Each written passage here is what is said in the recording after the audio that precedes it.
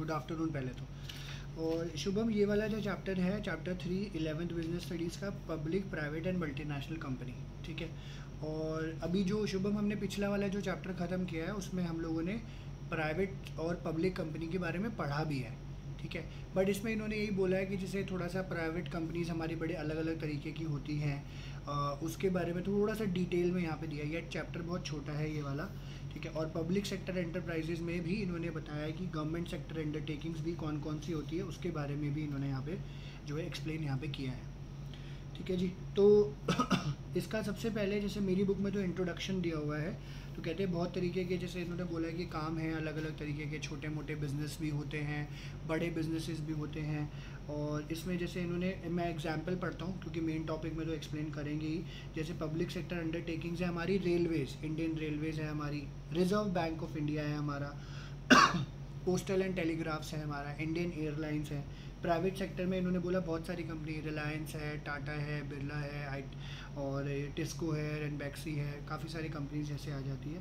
Multinational corporations के बारे में भी शुभम इन्होंने बताया है। मल्टीनेशनल होता है जो सिर्फ एक कंट्री से काम नहीं, बहुत सारी कंट्रीज़ में इस्टेब्लिश होती हैं। जैसे इन्होंने बोला है Coca Cola, Pepsi, LG, Reebok, hyundai, Mercedes, Audi, ठीक है। ये सारे जो है सारे मल्टीनेशनल कॉरपोरेशन आ जाते हैं। फिर एक जो काम करने का तरीका होता है वो है जॉइंट वेंचर। जैसे हमारे यहाँ पे तुमने शुभम देखा होगा मारुति और सुजुकी का टाइप है, मारुति सुजुकी कॉरपोरेशन, ठीक है। तो इस नाम से गाड़ियाँ बिकती है। ऐसे ही जैसे टोयोटा है, टोयोटा ने इंडिया में आने के लिए किर्लोस्कर के साथ टाइप किया था। टोयोटा मतलब टोयोटा का बिचारे का जो ओनरशिप एक्चुअल है वो टोयोटा किर्लोस्कर कंपनी लिमिटेड के नाम से इस तरीके से। तो बहुत सारे लोगों ने किया हुआ है। जैसे एक यहाँ पे निसान की कंपनी है तो वो निसान रेनो फाइनेंस है, तो निसान और रेनो दोनों इकट्ठे जो है यहाँ पे काम कर रही होती है इस तरीके से। और एक जो फॉर्म ऑफ आता है वो है पब्लिक प्राइवेट पार्टनरशिप, जहाँ पे गवर्नमेंट और प्राइवेट दोनों मिलकर जो है काम कर रहे होते हैं, उसको हम लोग पब्लिक प्राइवेट पार्टनरशिप के नाम से जानते हैं, ठीक है। एक सेकेंड शुभम, एक सेकेंड, हाँ।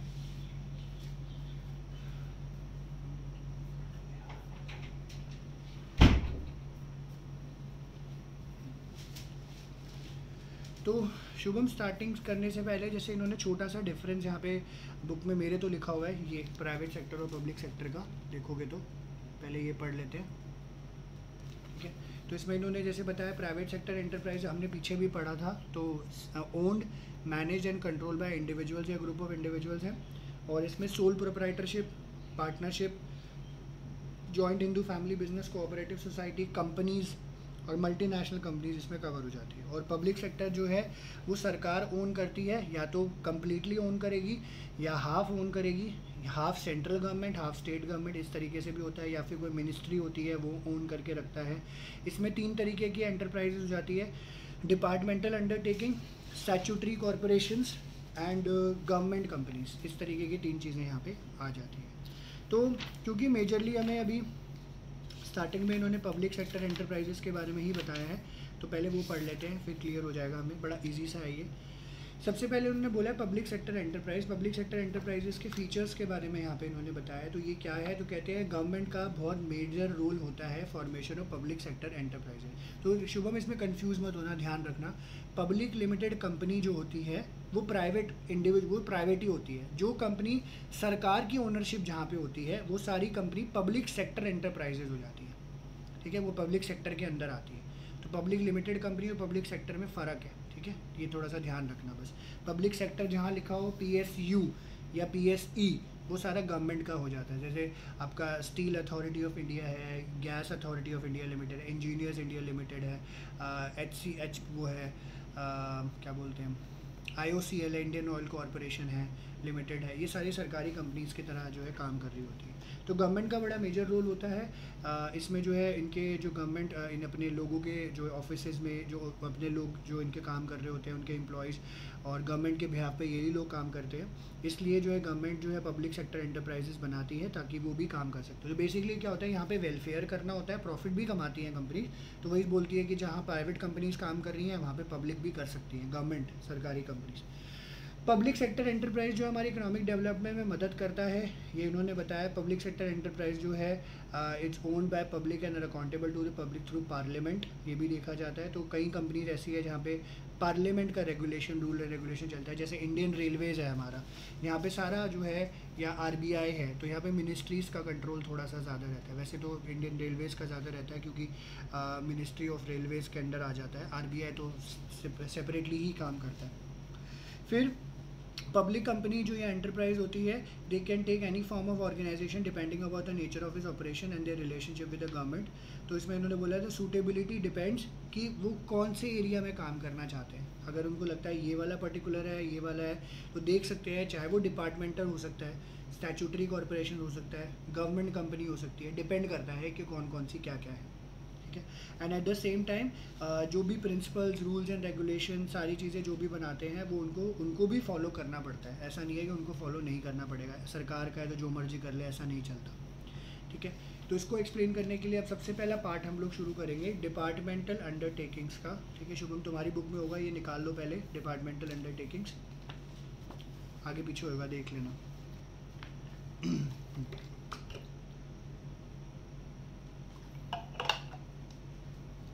डिपार्टमेंटल अंडरटेकिंग्स क्या कहता है शुभम? ये सरकारी कोई डिपार्टमेंट होता है, उसके अंडर रहकर ये काम कर रहे होते हैं। मेजर जो है वो हमारा इंडियन रेलवेज़ है, क्योंकि कैसे वो ना मिनिस्ट्री, एक तो मिनिस्ट्री के अंडर आ जाता है, मिनिस्ट्री ऑफ रेलवेज़, और इसमें जो है रेलवे मिनिस्टर है हमारा। रेलवे मिनिस्टर के अंदर जो है हमारे जैसे सिविल सर्विसेज वाले लोग बैठे होते हैं, आईआरएस, आईपीएस, आईएएस वगैरह, ये सारे लोग बैठे होते हैं, और इनके अंडर रह के फिर सारे लोग काम कर रहे होते हैं। ठीक है, इस तरीके से काम होता है। तो ये कहते हैं सबसे oldest traditional form of public enterprise है। इसके ऊपर मिनिस्ट्री होती है, और ये मिनिस्ट्री का ही पार्ट है, जैसे मिनिस्ट्री ऑफ रेलवेज। गवर्नमेंट जो है इन डिपार्टमेंट्स के थ्रू फंक्शन करती है, और ये बेसिकली हम मान सकते हैं सरकार के अंदर रह के ही काम करने वाली ऑर्गेनाइजेशन है। ठीक है, इनको ऑटोनॉमस, क्या कह रहे हो शुभम? अब अपनी वीडियो बंद कर लो, आवाज बहुत अटक रही है। आवाज़ अटक रही है, एक मिनट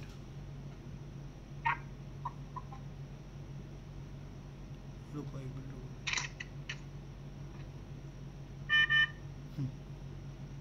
कर दी शुभम।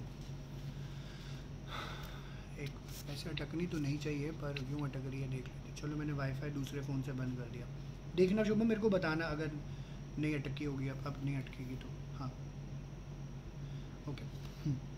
तो इसमें इन्होंने यही बोला कि सबसे पहले कि सरकार के थ्रू ही ये काम हम लोग कर रहे होते हैं। सरकार के थ्रू ही हम लोग ये काम कर रहे होते हैं।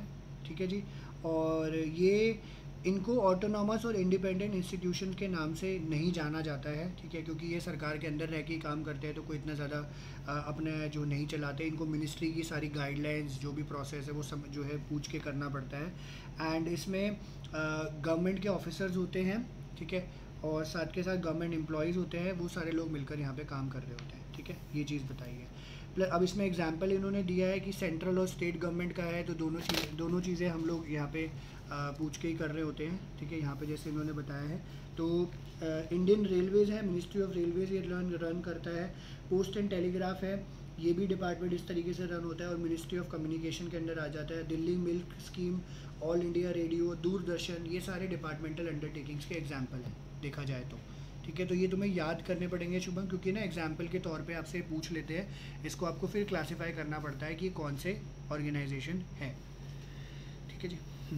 फीचर्स की बात करें तो अंडरलाइन करते रहना। इसमें बोल्ड, वैसे तो हमारी बुक में बोल्ड करके लिखा हुआ है, तो ये हाईलाइटिंग पॉइंट हो जाता है। इसमें बोला ये मिनिस्ट्री को अकाउंटेबल होते हैं। मिनिस्ट्री को अकाउंटेबल का मतलब ये होता है शुभम कि जो भी काम करेंगे, जो भी इनको आगे करना है, जो भी फाइनेंस से रिलेटेड चीज़ें हैं, ये सीधा सीधा मिनिस्ट्री को अकाउंटेबल हो जाते हैं कि भैया सिंपल सी बात है, हमने ये प्रॉफिट कमाया, ये लॉस हुआ, या भी कोई भी अपडेट करना है, कुछ करना है, वो सब आप जो है कंसर्न मिनिस्ट्री से बात करके ही करोगे। इसकी जो फंडिंग है वो सरकार की अपने ट्रेजरी, अपने फंड से आती है। हर साल इसका एनुअल अप्रोप्रिएशन होता है। जैसे शुभम हमारा बजट आता है ना इंडिया का, ऐसी रेलवेज़ का अलग से बजट आता है। ठीक है, रेलवेज़ के लिए हर साल अलग से बजट आता है कि क्या क्या कैसे कैसे काम होगा, और जो भी ये पैसा अर्न करती है वो सारा सीधा सरकार के ख़जाने में चला जाता है। ट्रेजरी को ख़जाना बोलते हैं सरकारी। फिर इसमें अकाउंटिंग और ऑडिट कंट्रोल्स होते हैं। ठीक है, इनका अब जो है हर साल इंस्पेक्शन वगैरह अकाउंट्स का किया जाता है।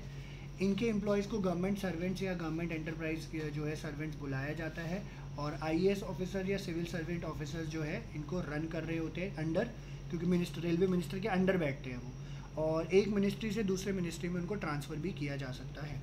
एंड कायदे से ये भी देखा जाए तो it is generally considered to be major subdivision of the government department and is subject to direct control of the ministry. तो रेलवे मिनिस्टर जो भी होगा हमारा शुभम, वही सारे काम इसके लिए वो करता है, वही डिसीजन लेगा, वही जो है सारी चीज़ें बताएगा, उसके अकॉर्डिंगली सारा काम किया जाता है। तो ये इसके फीचर्स हैं। इसकी डेफिनेशन भी एक तरीके से वही है जो बुलेट्स में ऊपर लिखी हुई है, तो उसको आप मिक्स करके लिख सकते हो।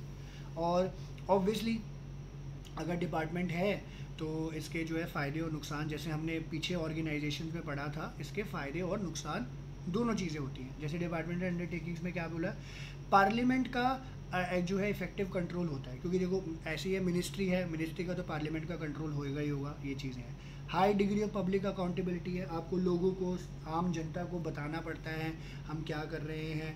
तो रेलवेज़ का बहुत इम्पैक्ट पड़ रहा है, थोड़ा सा टिकट का प्राइस बढ़ गया तो लोग परेशान हो जाते हैं, क्या प्रॉफिट है क्या लॉस है, ऐसे वैसे सब चीज़ें आपको बतानी पड़ेंगी। और जो भी रेवेन्यू आप अर्न करते हो वो सीधा सरकारी खजाने में चला जाता है। जहाँ पे हम नेशनल सिक्योरिटी की बात करते हैं तो वहाँ पे डिपार्टमेंटल अंडरटेकिंग खोलना वाजिब है, ठीक है, इंपॉर्टेंट है, क्योंकि वो सरकार का सीधा सीधा कंट्रोल रहता है। तो ये अंडरलाइन कर लेना पॉइंट शुभम। नेशनल सिक्योरिटी, जब भी ये 1 मार्कर का क्वेश्चन आ जाता है जहाँ पे नेशनल सिक्योरिटी की ज़रूरत हम लोग बात करें, तो वहाँ पे कौन सा जो है अंडरटेकिंग काम करता है, तो वो डिपार्टमेंटल अंडरटेकिंग है। हाँ जी, ठीक है। फिर लिमिटेशन है, डिपार्टमेंटल अंडरटेकिंग आपको फ्लेक्सिबिलिटी नहीं देता। फ्लेक्सिबिलिटी इसलिए नहीं देता बिकॉज ऊपर से ऑर्डर आता है, वही आपको फॉलो करके चलना पड़ता है, बिना उसको फॉलो किए काम नहीं होता। एम्प्लॉयज़ जो है यहाँ पे या हेड ऑफ डिपार्टमेंट जो है इंडिपेंडेंट डिसीजन नहीं ले सकते, इनको सब चीज़ें पूछ पाछ के करनी होती है, जिसकी वजह से काफ़ी डिले हो जाता है, प्रॉब्लम हो जाती है, ये देखने को मिल जाता है। और ये जो एंटरप्राइजेज़ है बिज़नेस अपॉर्चुनिटी का जो है फ़ायदा नहीं उठा सकते, क्योंकि क्या होता है जैसे प्राइवेट में तो आपको फ़ायदा मिल जाता है, बट अब अगर रेलवेज़ का भी बात है तो इनके सामने क्या बिज़नेस अपॉर्चुनिटी, इनके सामने वही है कि हमें ट्रैक बिछाने हैं, नई रेलवे शुरू करनी है, तो इनको इतना ज़्यादा जो है सरकारी काम होता है, तो सोचते हैं फ़ायदेमंद होगा तो करेंगे, वरना करते नहीं है लोग, ठीक है, वेलफेयर के पॉइंट ऑफ व्यू से देखा जाए। और ब्यूरोक्रेट ओवर कॉशियस होते हैं, यहाँ पे कंजर्वेटिव अप्रूवल होता है, जिसकी वजह से वो रिस्की वेंचर्स में काम नहीं कर पाते। रेड टेपिज्म बहुत ज़्यादा है शुभम, इसको भी अंडरलाइन करना। रेड टेपिज्म को 1 मार्कर में आ जाता है कि रेड टेपिज्म कहाँ पे होता है डे टू डे ऑपरेशन में। That is no action can be taken unless it goes to the proper channel of authority. तो जैसे मिनिस्टर बोलेगा नीचे आएगा, फिर उसके नीचे एग्जीक्यूटिव लेवल पे आएगा, फिर लोअर लेवल पे आएगा, तो बहुत सारे लेवल्स को क्रॉस करते हुए आप डिसीजन आगे करते हो, फिर जाके आगे काम होता है। फिर पॉलिटिकल इंटरफेरेंस बहुत है, बिकॉज सरकारी काम है, मैंने आपको पहले ही बता दिया कि इसका रेलवे मिनिस्टर होता है, सब काम वही कर रहा होता है, तो वही अकॉर्डिंगली उसको चलाता है।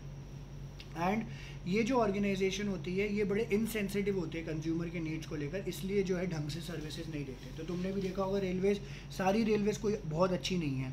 और राजधानी शताब्दी में बैठोगे और कुछ है वहाँ पे आपको बहुत साफ़ सफाई ये सब मिलेगा, बट लोअर क्लास ट्रेन में आपको इतना ज़्यादा कुछ नहीं मिलता है, तो लोग थोड़े से परेशान भी हो जाते हैं, ठीक है। ये चीज़ उन्होंने यहाँ पर बताई है। तो इसके मेरिट्स, लिमिटेशन, डिपार्टमेंट अंडरटेकिंग का भी case study point of view से क्वेश्चन आ जाता है। फीचर्स याद कर लोगे और कौन कौन से एग्जाम्पल हैं वो याद कर लोगे तो अच्छे से याद हो जाएगा। ये शुभम समझ आया डिपार्टमेंटल अंडरटेकिंग की नहीं?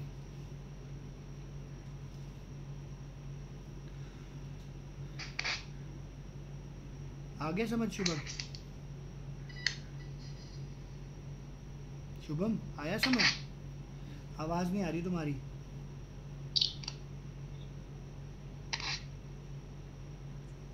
दोबारा कॉल करूं? आवाज़ बिल्कुल भी आवाज़ नहीं आ रही।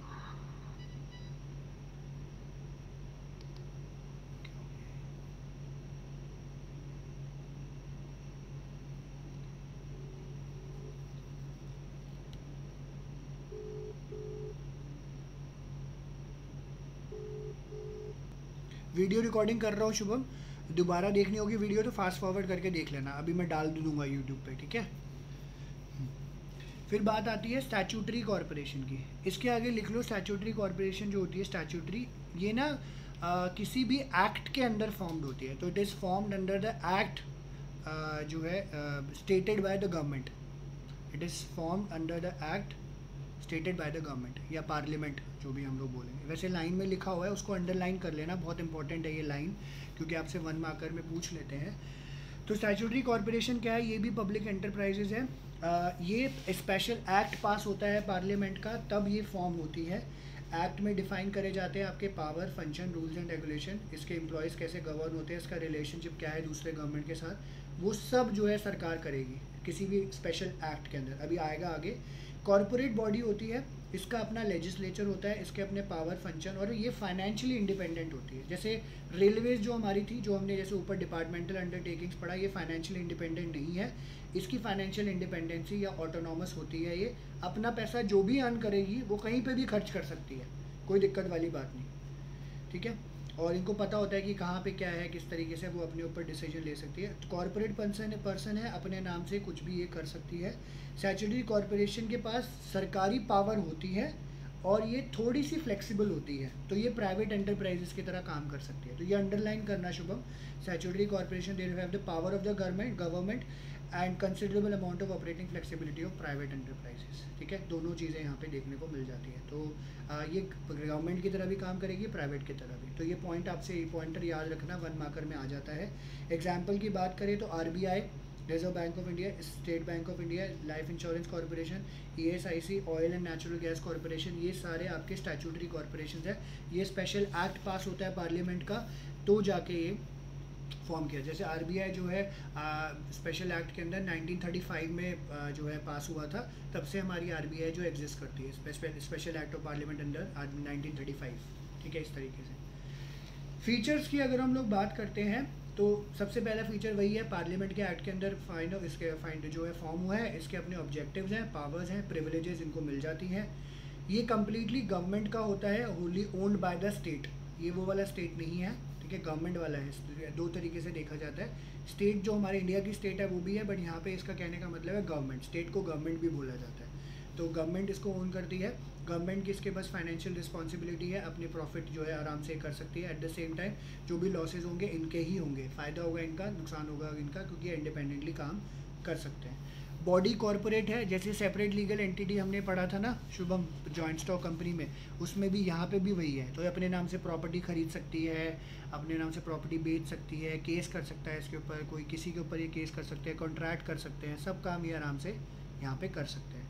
फिर ये इंडिपेंडेंटली फाइनेंस्ड है, इनको जो भी फंड इनके पास होते हैं, it obtain funds by followings from the government और public revenues derived from sale of goods and services. It has authority to use it resources. जो भी इनके पास पैसा होगा वो आप आराम से यूज़ कर सकते हैं।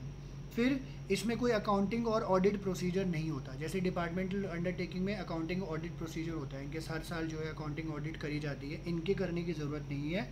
और इनका कोई बजट भी नहीं आता, अंडरलाइन कर लेना शुभम ये वाला पॉइंट, इनका कोई बजट नहीं आता है, अकाउंटिंग ऑडिट नहीं होता है। डिपार्टमेंटल अंडरटेकिंग में बजट भी आता है रेलवेज का, और उसमें ऑडिट भी होता है, ठीक है। और इसके जो एम्प्लॉय होते हैं, सिविल सर्वेंट्स, IAS ऑफिसर्स वगैरह नहीं होते, और गवर्नमेंट रूल्स एंड रेगुलेशन के अंदर काम नहीं करते। कंडीशन या सर्विस ऑफ द एम्प्लॉयज़ वो उनके प्रोविजंस के अंदर ऑलरेडी मेंशन्ड होती है।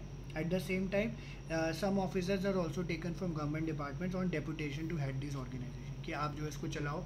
जो पहले से काम करके रखते हैं, जिनको एक्सपीरियंस होता है, तो इनको जो है यहाँ पे अंदर ले आते हैं ताकि हमारा काम अच्छे से संभाल पाए वो, ठीक है। सरकारी नौकर होने चाहिए इम्पॉर्टेंटली। इसके फीचर्स हैं, फ्लेक्सिबिलिटी इनकी होती है, अपना पैसा जिस मर्जी तरीके से यूज़ कर सकते हैं। Undesirable government regulation and control से ये फ्री है, कोई दिक्कत वाली बात नहीं। जैसे अभी पीछे क्या हुआ था शुभम, RBI को प्रॉफिट होता है। कैसे होता है प्रॉफिट, हमें तो लगता है कि वो 2500 है ना, ऐसे ऐसे नोट छाप देती है तो उनको फ़ायदा होता है। एक्चुअली में क्या है, जैसे 2000 का जो नोट प्रिंट होता है, वो नोट जो है उसकी कॉस्टिंग 3 रुपये 75 पैसे है। 3 रुपये 75 पैसे का नोट की कॉस्टिंग है, वो तो फेस वैल्यू उसकी 2000 रुपये। तो जो भी जैसे सरकार को अपने देना है तो एक पर्टिकुलर अमाउंट पे वो देते हैं, तो सरकार को उसमें फ़ायदा हो जाता है कायदे से देखा जाए। तो अभी जैसे इनको काफ़ी फ़ायदा हुआ था, मेरे ख्याल से शायद 70-80 हज़ार करोड़ रुपए का था। तो इनके पास प्रोविज़न होता है, ये पैसा अपने पास रख सकते हैं या फिर सेंट्रल गवर्नमेंट को दे दें। तो जैसे बातचीत हुई तो बहुत सालों बाद ऐसा हुआ, काफ़ी सालों बाद बीजेपी गवर्नमेंट के अंदर, तो इन्होंने अपना जो भी प्रॉफिट का हिस्सा था 70-80 हज़ार करोड़ रुपए, वो सीधा बीजेपी को दे दिया, ठीक है। तो ऐसा हो सकता है, इसलिए फाइनेंशियल कंट्रोल इनका अपने ऊपर होता है, मन करेगा तो देंगे, वरना कोई दिक्कत वाली बात नहीं है, ठीक है। इस तरीके से ये चीज़ करी जाती है, हाँ जी, ओके। फिर इन्होंने बोला गवर्नमेंट जो है आपके फाइनेंशियल मैटर्स में कोई भी इंटरफेयरिंग नहीं करती है, कहाँ से पैसा आ रहा है, क्या आ रहा है, कहाँ खर्च कर रहे हो, हमें कोई लेना देना नहीं है। ऑटोनॉमस इंडिपेंडेंट ऑर्गेनाइजेशन है, अपने रूल्स एंड रेगुलेशन बना सकते हैं। आपको किसी भी बस ये थोड़े कुछ इश्यूज़ के ऊपर आपको प्रायर अप्रूवल लेना पड़ता है, ठीक है। और स्टैट्यूटरी कॉर्पोरेशन हमारी इकोनॉमिक डेवलपमेंट के लिए बहुत ज़्यादा ज़रूरी है देश की, अगर ये नहीं होगा तो हमारा देश आगे तरक्की नहीं कर पाएगा, ठीक है। लिमिटेशन की बात करें, कहते हैं सच्चाई तो कुछ और है। हम लोग बोलते हैं कि अपने हिसाब से काम कर सकते हैं, ऐसा नहीं होता है। एक्चुअली इनके ऊपर प्रेशर बहुत होता है, तो इनके काफ़ी सारे रूल्स एंड रेगुलेशन लगे होते हैं और सरकारी इंटरफेरेंस आ ही जाता है, गवर्नमेंट का इंटरफेरेंस आ ही जाता है, पॉलिटिकल इंटरफेरेंस आ ही जाता है। करप्शन कहते हैं काफ़ी जगह होता है। आरबीआई वैसे तो, जैसे अगर आरबीआई का एग्जांपल ले तो आरबीआई डायरेक्टली तो पब्लिक से डील नहीं करती, क्योंकि आरबीआई इज़ द बाप ऑफ ऑल बैंक्स, ठीक है। ये सब 12th में आपको पढ़ने को मिलेगा। आरबीआई इज़ बाप ऑफ ऑल बैंक्स, ठीक है। उसको बोला जाता है कि आरबीआई के अंडर सारे बैंक्स आते हैं, वो उसके आरबीआई की वजह से वो सारे बैंक्स चल रहे होते हैं और उनके रूल्स एंड रेगुलेशन उनको फॉलो करने को होते हैं। तो कहते हैं जहाँ पे पब्लिक डीलिंग होती है वहाँ पे करप्शन हो जाता है। और गवर्नमेंट जो है एडवाइजर्स अडॉप्ट कर लेता है कॉरपोरेशन बोर्ड में, जिसकी वजह से ये जो है चाहे जैसे जो भी स्टैट्यूटरी कॉरपोरेशन है, ये किसी कॉन्ट्रैक्ट में नहीं जा सकता। और अगर कोई डिसएग्रीमेंट होता है तो सरकार से ही फाइनल डिसीजन लेके ये लोग आगे काम कर सकते हैं, जिसकी वजह से डिले हमें होता हुआ नज़र आ रहा होता है। तो ये भी एक सर्टेन जो है हमें प्रॉब्लम देखने को मिल जाती है, ठीक है, ये देखने को मिले। ओके, तो ये आपका था स्टैट्यूटरी कॉरपोरेशन। ये समझ आया शुभम तुम्हें स्टैट्यूटरी कॉरपोरेशंस?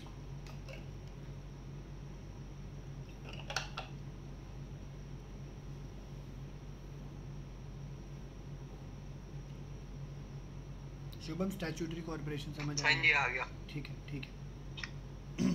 अब शुभम जैसे हमने जो है वो पढ़ा था कि हमने पढ़ा था कि गवर्नमेंट जैसे हमने जॉइंट स्टॉक कंपनी के बारे में पढ़ा था, तो वहाँ पे प्राइवेट लिमिटेड कंपनी थी और पब्लिक लिमिटेड कंपनी थी, ठीक है। तो अब हम लोग ना सरकारी कंपनी की बात कर रहे हैं, तो गवर्नमेंट भी कंपनीज बना सकती है, पब्लिक लिमिटेड,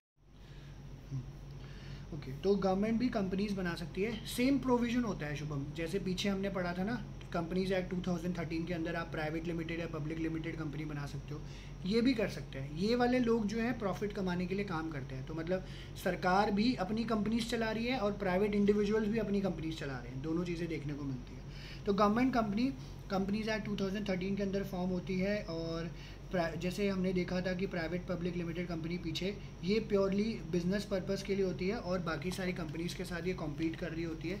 सेक्शन 2 सबसेक्शन 45 वो कंपनीज एक्ट ये क्या कहता है, ये प्लीज़ ध्यान से सुनना शुभम, और इसको अंडरलाइन भी कर लेना।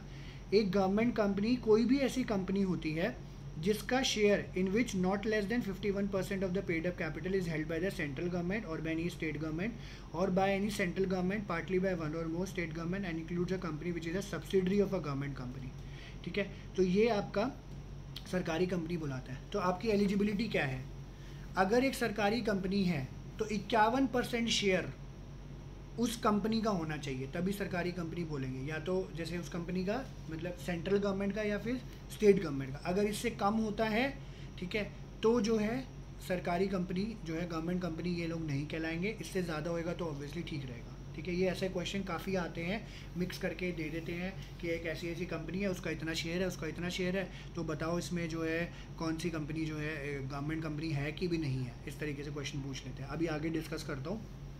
तो गवर्नमेंट जो है मेजर शेयर होल्डर है, ये अपना जो है खुद ही अपना काम कर रहे होते हैं, एक्सरसाइज करते हैं कंट्रोल, और सारे प्रोविज़न जो कंपनीज एक्ट के हैं इसके ऊपर लायबल होते हैं, और पेड अप शेयर कैपिटल तो होता ही होता है। और इसके जो शेयर्स खरीदे जाते हैं शुभम, इसको अंडरलाइन कर लेना, इसके शेयर्स प्रेसिडेंट ऑफ इंडिया के नाम से खरीदे जाते हैं, जो हमारा देश का प्रेसिडेंट है,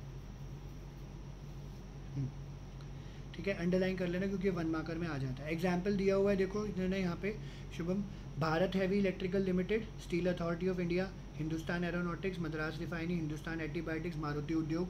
तो मारुति उद्योग गवर्नमेंट कंपनी थी, ठीक है। अब सुजुकी अलग अलग हो रहा है धीरे धीरे धीरे। Hindustan steel, Bharat earth movers, Indian telephone industry, Hindustan machine tools. Hindustan machine tools तो बंद ही हो गया है अब, ठीक है, बाकी सारे जो है एग्जिस्ट कर ही रहे होते हैं। फीचर्स की बात करें तो ये एक ऐसी ऑर्गेनाइजेशन है जो कंपनीज एक्ट 2013 के अंदर फॉर्म होती है। कंपनी इसमें जो है वही जैसे जो हमने सेपरेट लीगल एंटिटी के बारे में पढ़ा था, तो कंपनी प्रॉपर्टी खरीद सकती है, बेच सकती है, कॉन्ट्रैक्ट कर सकती है, सब काम करती है। मैनेजमेंट जो है कंपनीज एक्ट के अंदर ही चलता है। एम्प्लॉयज़ इसमें जो है मेमोरेंडम और आर्टिकल ऑफ एसोसिएशन जैसे हमने पीछे पढ़ा था वो सब होता है यहाँ पे।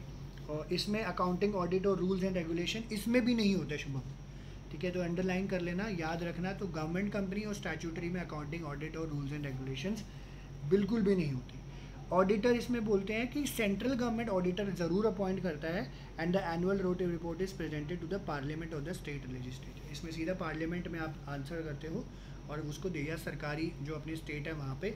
गवर्नमेंट कंपनी जो है इनको पैसा गवर्नमेंट शेयर होल्डिंग से या प्राइवेट शेयर होल्डर से मिल जाता है, और ये पब्लिक कंपनी जो है बाहर से कैपिटल मार्केट से पैसा भी रेज़ कर सकती है, जैसे पब्लिक कंपनी करती थी ना वहाँ पे पब्लिक लिमिटेड।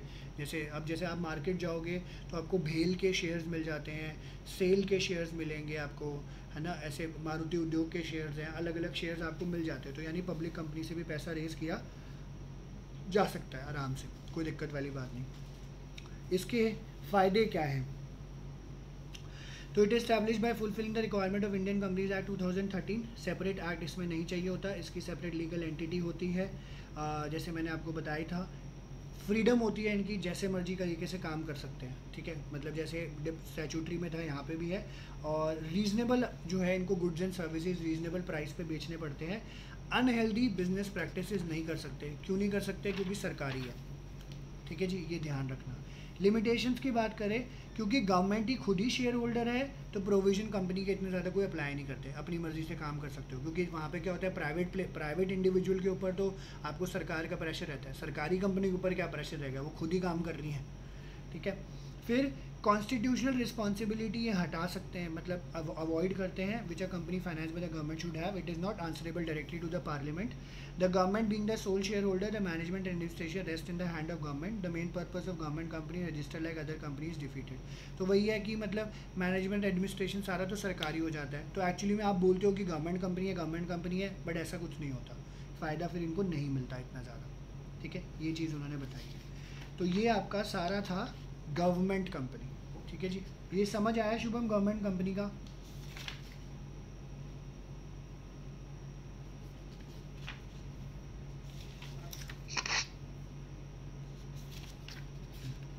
ठीक है, तुम्हारी आवाज़ नहीं आई पर अच्छा लगा सुन के, कोई बात नहीं।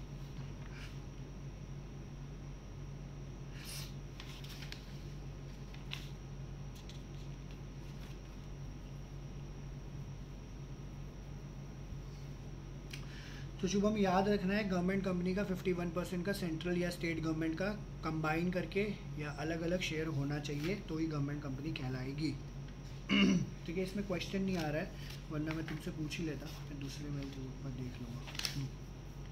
इसके बाद आ जाओ शुभम मल्टीनेशनल कंपनी में। मल्टीनेशनल कंपनी नेक्स्ट पेज पे तुम्हें मिलेगा। मल्टीनेशनल, इसमें से शुभम कुछ कटा हुआ है,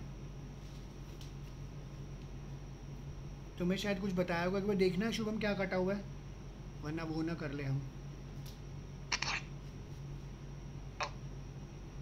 से शायद कौन सा शुभम? आवाज नहीं आई।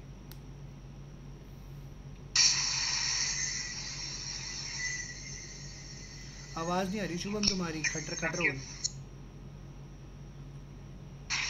आपकी आवाज नहीं आई। क्या कहा आपने? मैंने कहा इस चैप्टर में से कुछ कटा हुआ है क्या? तुमने वो टॉपिक्स भेजे थे ना, देख लो उसमें से कुछ कटा हुआ है क्या, एक बार नज़र मारना क्या कटा हुआ है इसमें से।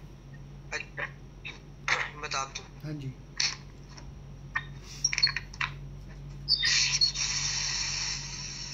पानी देना।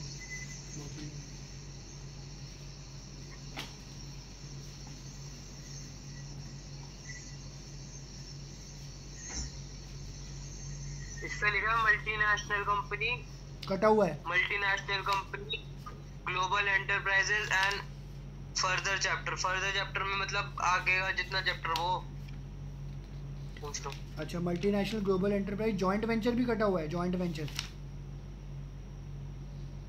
नहीं, बस उसके आगे एंड फर्दर चैप्टर लिखा है। तो मेरा मल्टीनेशनल कंपनी और ग्लोबल एंटरप्राइज के आगे सारा चैप्टर कट गया, तो ठीक है हमारा हो गया फिर शुभम, हो गया हमारा। अभी वो भी कर लेते हैं फिर हम हो गया हमारा पूरा। ठीक है, फर्दर चैप्टर में आगे का सारा कट होगा ना? हाँ कट गया ना, उसके आगे वाला ही है ना, फिर कट गया ना तुम्हारा। हाँ ठीक है, फिफ्थ वाले में भी एक टॉपिक के बाद ऐसे फर्दर चैप्टर लिखा हो, वो भी कटा हुआ फिर। अच्छा एक मिनट रुको। ये तो हाँ, ये तो काफ़ी बड़े चैप्टर है, ये तो अभी कराने में भी टाइम लग जाएगा। एक मिनट रुको जी।